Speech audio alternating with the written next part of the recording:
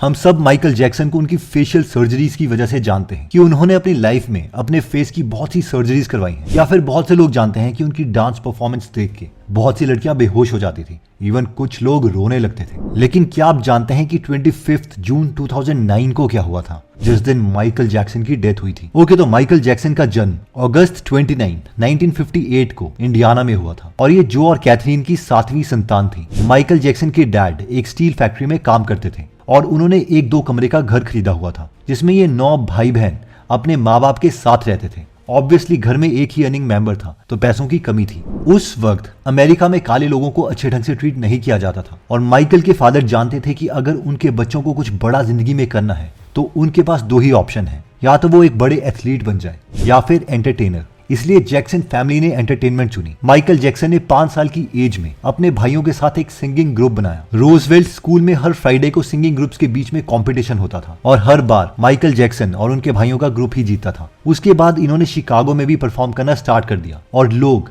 इन भाइयों को जैक्सन 5 के नाम से जानने लग गए। बाहर तो सबको इनके चेहरे पर हंसी दिखती थी, लेकिन घर में माइकल खुश नहीं थे। माइकल के डैड में बहुत गुस्सा था और वो चाहते थे कि किसी भी तरह से उनके बच्चे उनकी तरह ना जिंदगी जिए, जिसकी वजह से वो उन्हें बहुत मारते, बहुत मेहनत करने को कहते। कई बार माइकल जैक्सन की माँ रोते रोते अपने पति को कहती, जो इन्हें प्लीज छोड़ दो, तुम इन्हें मार डालोगे। माइकल जैक्सन को अपना घर एक जेल की तरह लगता था और अपने डैड से वो उतना प्यार नहीं करते थे जितना अपनी माँ से। इसलिए उन्होंने अपनी विल में भी यही लिखा था कि मरने के बाद उनकी सारी प्रॉपर्टी उनकी माँ और उनके बच्चों को मिलेगी। जैक्सन 5 ग्रुप धीरे धीरे अमेरिका में बहुत फेमस होने लगा, बट ऑब्वियसली इन 5 जैक्सन भाइयों में एक जैक्सन बाकी 4 से ज्यादा टैलेंटेड था और वो माइकल जैक्सन थे। और ये माइकल भी अच्छी तरीके से जानते थे कि वो बाकियों से ज्यादा टैलेंटेड है। वो हमेशा ग्रुप के बीच में रहकर एज ए लीड सिंगर गाते थे। माइकल ने डिसाइड किया था कि वो अकेले अपना म्यूजिक बनाना चाहते हैं, लेकिन माइकल की फैमिली और डैड चाहते थे कि वो सब एक साथ ही गाएं। माइकल ने प्रिटेंड किया कि उन सबको एपिक नाम की कंपनी के साथ काम करना चाहिए। उन्हें लगा था कि उनके बाकी फैमिली मेंबर्स मना कर देंगे और वो अकेले परफॉर्म कर पाएंगे, लेकिन उनके फैमिली मेंबर्स इसके लिए मान गए। लेकिन एपिक के काम करने के कुछ दिन बाद प्रोड्यूसर्स ने माइकल जैक्सन को द विज नाम की एक मूवी में अलग से रोल प्रोवाइड किया, जिसके लिए उन्हें 3 महीनों के लिए अपनी फैमिली को छोड़कर न्यूयॉर्क में जाना था। माइकल के डैड ने इसके लिए मना कर दिया, लेकिन माइकल नहीं माने और उन्होंने इस मूवी का रोल एक्सेप्ट कर लिया। मूवी तो फ्लॉप हो गई, लेकिन माइकल जैक्सन फेमस हो गए। माइकल के लिए सबसे अच्छी बात यह हुई कि उनकी मुलाकात एक फेमस प्रोड्यूसर क्विंसी जोन्स के साथ हो गई और क्विंसी जोन्स ने जैसे ही माइकल की परफॉर्मेंस देखी, वो समझ गए थे कि ये लड़का एक दिन बहुत फेमस होने वाला है। क्विंसी जोन्स ने माइकल के साथ सोलो एल्बम्स करी, जैसे कि ऑफ द वॉल,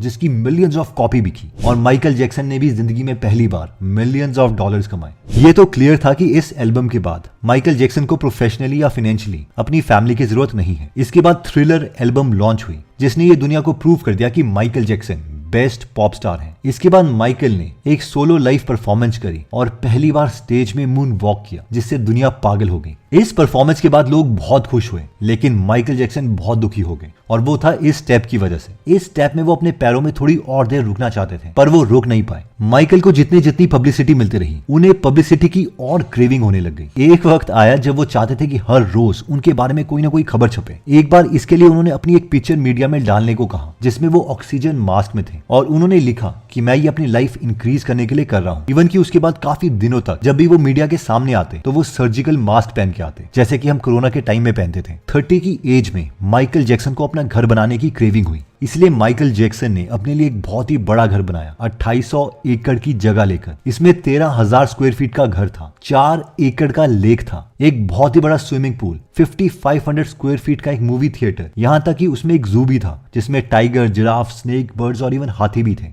इवन कि इसमें एक अम्यूजमेंट पार्क भी था। इस घर में माइकल जैक्सन गरीब परिवार से बच्चे लाते और उनके साथ खेलते। माइकल का बिहेवियर खुद बच्चों की तरह था, वो खुद कभी बड़ा नहीं होना चाहते थे। लेकिन 1993 में इवान चैंडलर ने माइकल जैक्सन के ऊपर एलिगेशंस लगाई कि उन्होंने उनके 13 साल के लड़के के साथ सेक्सुअल रिलेशनशिप रखा है। चाइल्ड यूनिट माइकल जैक्सन के घर पर आई और उन्हें पूरे तरीके से न्यूड कर दिया और उनकी फोटोग्राफ्स ली। माइकल को उस बच्चे को $15 मिलियन देने पड़े और उनके माँ बाप को $1.5 मिलियन। माइकल ने लीजा मैरी के साथ 1994 में शादी कर ली, लेकिन 2 साल के बाद ही उनका 1996 में डाइवोर्स हो गया। उसके बाद 1996 में ही माइकल जैक्सन ने अपने स्किन डॉक्टर की नर्स के साथ शादी कर ली, जिनका नाम डेबी रॉय था। इनके साथ में 2 बच्चे हुए, एक माइकल का खुद का था और एक माइकल ने अपने फ्रेंड को स्पर्म डोनेट करने के लिए कहा। जिससे दूसरा बच्चा हुआ। डेबी और माइकल का भी 3 साल के बाद डाइवोर्स हो गया। माइकल को बच्चों के साथ बहुत प्यार था, इसलिए उन्होंने एक छोटे लड़के गेविन अर्विजू की हेल्प करनी चाहिए जो कैंसर पेशेंट था। लेकिन फिर माइकल के ऊपर 14 चार्जेस लगाए गए चाइल्ड मॉलेस्टेशन को लेकर। इन कोर्ट केसेस के दौरान माइकल बहुत डिप्रेशन में आ गए और इसकी वजह से उनकी हेल्थ भी काफी डिटीरियोरेट हुई। इवेंचुअली कोर्ट में यह प्रूव हुआ कि उन्होंने कुछ भी नहीं किया था। इन सब टेंशन में ही 10 साल के करीब हो चुके थे और माइकल जैक्सन ने कोई भी नई एल्बम नहीं करी थी, जिसकी वजह से माइकल जैक्सन ऑलमोस्ट अपने सारे पैसे खर्च कर चुके थे और ब्रोक होने की कगार पर थे। लेकिन इससे पहले कि हम देखें कि माइकल जैक्सन ने लास्ट में पैसे कमाने के लिए क्या किया जिसकी वजह से उनकी डेथ हो गई, पहले हमें पता होना चाहिए कि माइकल जैक्सन की लाइफ में 2 बड़े एक्सीडेंट हुए थे। पहला एक्सीडेंट हुआ था 1984 में, जब माइकल जैक्सन को पेप्सिको के लिए एड मिली और उस शूट के दौरान एक एक्सीडेंट हुआ जिसकी वजह से उनके सर में बालों में आग लग गई। उस वक्त जब उन्हें हॉस्पिटल ले जाया गया तो फर्स्ट टाइम उन्हें प्लास्टिक सर्जरी और पेन किलर्स के बारे में पता चला। दूसरा एक्सीडेंट माइकल जैक्सन के साथ हुआ 1999 में, जब वो म्यूनिच में एक लाइव शो कर रहे थे। वो गाते हुए एक ब्रिज पर चढ़े जो कि क्रेन की मदद से धीरे धीरे नीचे लाना था, लेकिन आधे रास्ते में वो ब्रिज स्टेज में लैंड करने के बजाय स्टेज के निचले लेवल पर जोर से गिरा। माइकल जैक्सन शॉक हो गए, लेकिन उन्होंने शो नहीं रोका। वो गाते रहे और केबल की मदद से स्टेज में आके उन्होंने सॉन्ग कंप्लीट किया और वापस उसके बाद वो ड्रेसिंग रूम में चले गए और बेहोश हो गए। दोबारा उन्हें हॉस्पिटल ले जाया गया जहां पता चला कि उनके स्पाइन में कुछ इंजरीज हुई हैं और उन्हें दोबारा से मेडिकेशंस ऑफर की गई। एक पेन किलर इंजेक्शन जिसकी उन्हें आदत पड़ी वो थी प्रोपोफोल। प्रोपोफोल की उन्हें इतनी आदत हो गई थी कि उन्होंने उसे मिल्क बोलना शुरू कर दिया था क्योंकि वो लिक्विड मिल्क की तरह व्हाइट कलर का था। माइकल जैक्सन ने 2009 में AEG के साथ कॉन्ट्रैक्ट साइन किया कि वो लंदन में काफी सारे लाइव शोज करेंगे और इस टूर को नाम दिया गया this is it. Michael Jackson ने अनाउंस कर दिया था कि इसके बाद और वो शोज जिंदगी में कभी नहीं करेंगे और जैसे ही अनाउंसमेंट हुई कुछ घंटे में ही सारे टूर्स की सारी सीट्स बिक गई। लेकिन प्रॉब्लम ये थी कि 10 साल से माइकल जैक्सन ने कोई फुल स्केल लाइव शो नहीं किया था और 3 महीने के अंदर अंदर उन्हें पूरी परफॉर्मेंस तैयार करनी थी, dancing, singing, choreography, production crew के साथ काम एक्सेट्रा। अब उन्हें पता था कि अगर इस एज में उन्हें रोज 8 से 10 घंटे काम करना है तो उन्हें अच्छी नींद लेनी पड़ेगी, जिसके लिए उन्हें पेन किलर्स प्रोपोफोल लेने पड़े। अब प्रोपोफोल उनकी बॉडी में इंजेक्ट करने के लिए उनका एक डॉक्टर उनके साथ हमेशा रहता था। जब AEG के साथ माइकल की शो की डील हुई थी तो माइकल ने उसमें एक क्लॉज ऐड करवाया था और वो ये था कि एक पर्सनल डॉक्टर उनके साथ पूरे टूर के दौरान रहेगा और इसीलिए उन्हें कॉनराड मूरे नाम का डॉक्टर असाइन किया गया। अब होता यह था कि पूरे दिन शो की प्रैक्टिस करने के बाद माइकल जैक्सन अपने घर में आते जहां पर डॉक्टर कॉनराड उन्हें प्रोपोफोल इंजेक्ट करते ताकि वो अच्छी नींद ले सके। लेकिन प्रॉब्लम ये थी कि माइकल के घर में प्रॉपर मेडिकल इक्विपमेंट्स नहीं थे, जिसकी वजह से कुछ दिन के बाद बहुत बुरा होने वाला था। अब 25 जून 2009 को जब माइकल जैक्सन प्रैक्टिस करके अपने घर में आए तो डॉक्टर कॉनराड उनके घर में वेट कर रहे थे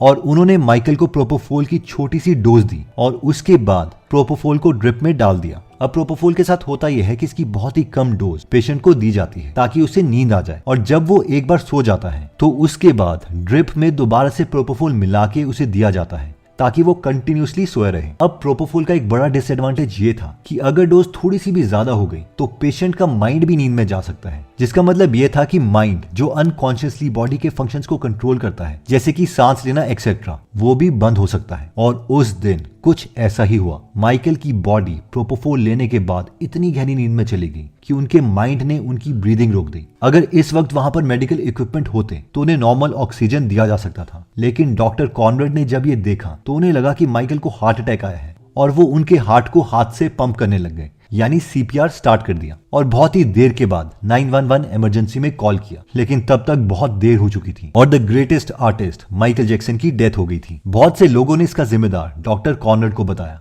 और इसके बाद उन पर केस भी चलाया गया, जिसके कारण उन्हें 2 साल जेल में रहना पड़ा। आज माइकल जैक्सन का घर नेवरलैंड एक सुनसान जमीन का टुकड़ा बन चुका है। 5 साल तक उन्हें बेचने की कोशिश की, लेकिन उस जमीन का कोई बाय नहीं मिला। उनका खूबसूरत लेक अब एक गंदा नाला बनने की कगार पर है। रेलवे ट्रैक जिसमें बच्चों की छोटी ट्रेन गुजरती थी उसकी पटरियां टूट चुकी हैं। जू के सारे जानवरों को ले जाया जा चुका है, सारे झूलों को निकाल के बेच दिया गया है और अभी वहां पर कोई नहीं रहता। मुझे नहीं पता, लेकिन हो सकता है कि एक सुपरस्टार बनने के लिए ये सेक्रीफाइस नेसेसरी हो। दोस्तों, अगर आप हाईएस्ट क्वालिटी की बुक समरी सुनना चाहते हैं तो आप गीगल एप्लीकेशन डाउनलोड कर सकते हैं, जहां पर 180 से ज्यादा फ्री बुक समरीज अवेलेबल हैं, जिन्हें आप सुन भी सकते हैं और पढ़ भी सकते हैं। अगर 180 बुक समरीज आपको अच्छी लगती हैं तो ₹1 पर डे के अकॉर्डिंग आप साल की सब्सक्रिप्शन ले सकते हैं और हम आपको digital marketing copywriting course gift करेंगे। तो अगर आप नॉलेज में इंटरेस्टेड हैं तो इस एप्लीकेशन का लिंक हमने डिस्क्रिप्शन और फर्स्ट कमेंट में दे दिया है। एनीवेज दोस्तों, अगर आप ऐसी नॉलेजेबल वीडियोस मिस नहीं करना चाहते तो सब्सक्राइब करने के बाद बेल का बटन दबाना मत भूलिएगा। आप कमेंट करके ये भी बता सकते हैं कि आप नेक्स्ट वीडियो किस टॉपिक पर चाहते हैं। जल्दी हम आपसे दोबारा मिलेंगे। जय हिंद।